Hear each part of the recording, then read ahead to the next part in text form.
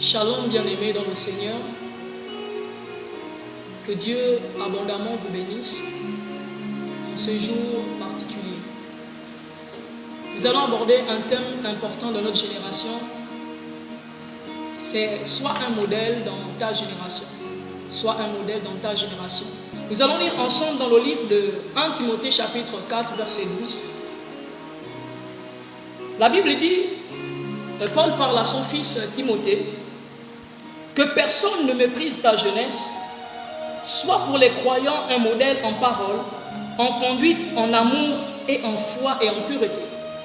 Empreinte. Ainsi être un modèle conduit à laisser une marque.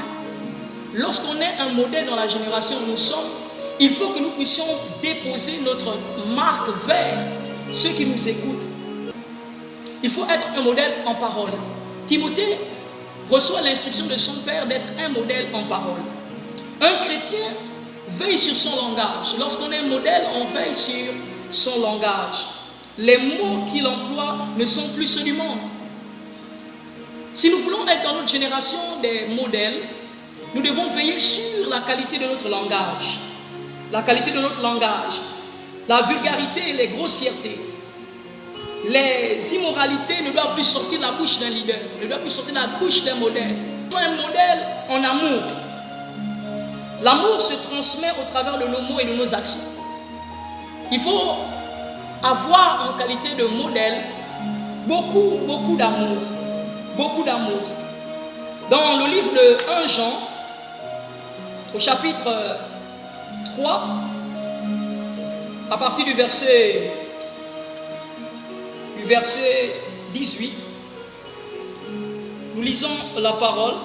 1 Jean chapitre 3 verset 18.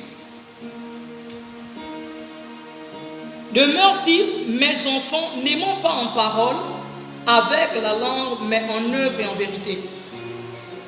Nous ne devons pas aimer simplement en parole, avec notre langage, mais nous devons aimer avec nos actions. Être un modèle dans notre génération, nous devons avoir même nos actions qui poussent, qui montrent réellement et qui reflètent l'amour véritable. Pour être un modèle de notre génération, nous devons être un modèle en esprit. Cette mention encourage et manifeste un bon état d'esprit. Un modèle doit avoir un bon état d'esprit. Un disciple laisse une marque favorable quand il fait preuve de bonne disposition. Un bon disciple, un bon modèle, un bon fidèle doit veiller sur la disposition de son esprit. Il doit aussi être un bon modèle en foi. Dans notre génération, la foi, qui est une ferme assurance, une démonstration des choses qu'on ne voit pas mais qu'on espère. En tant que modèle, nous devons veiller sur notre foi. La crainte, l'inquiétude, la médisance, les calomnies sont transmissibles. En tant que modèle, nous pouvons transmettre dans la génération de ceux qui nous suivent des choses qui ne sont pas bonnes. C'est pourquoi nous devons veiller sur la foi que nous transmettons au travers de ceux qui nous voient. Pour terminer, je dirais, être un modèle dans notre génération, c'est être un modèle en pureté. Cet aspect est indispensable dans le monde qui s'enfonce de plus en plus dans l'impureté. Un modèle doit être pur. Un modèle doit être pur en conduite, en parole, en acte, en sainteté. Un modèle doit veiller sur le point de sa rang. Lorsque nous voulons impacter notre génération et devenir des modèles, nous devons veiller sur la qualité de nos vies, la qualité de notre marche avec le Seigneur. Et notre génération a besoin des modèles. Mais nous ne pouvons pas être des modèles sans être au pied d'un modèle. Je dirais à quelqu'un que si tu veux être un modèle, tu dois être un Josué.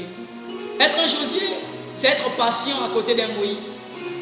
Moïse avait reçu la direction de conduire le peuple d'Israël jusqu'à la terre promise. Mais cette mission de rentrer à Canaan a été attribuée à un fils appelé Josué, un fils de Moïse. Et la Bible nous montre que Moïse avait tellement formé Josué que lorsque Josué a pris les rênes il a continué le chemin que Moïse avait laissé derrière lui. Je voudrais encourager quelqu'un que tu dois t'inspirer d'un modèle. Pour être dans notre génération, être un modèle dans ta génération, tu dois t'inspirer des modèles que tu as trouvés. À l'instar d'Élisée qui va regarder et suivre les traces d'Élie, nous avons les apôtres qui ont suivi le modèle de Jésus-Christ. Et nous aussi, en tant que fils de Jésus-Christ, nous suivons le modèle de notre Dieu. Le véritable modèle, c'est Jésus. Mais par Jésus, Dieu peut permettre à un homme de transformer nos vies. C'est pourquoi dans notre génération, nous devons respecter les hommes que Dieu établit au-devant de nous. Je bénis ce moment. Je vous encourage dans notre génération à être des bons modèles. Des modèles en parole, en acte, en pureté, en action. Que Dieu vous bénisse. Amen.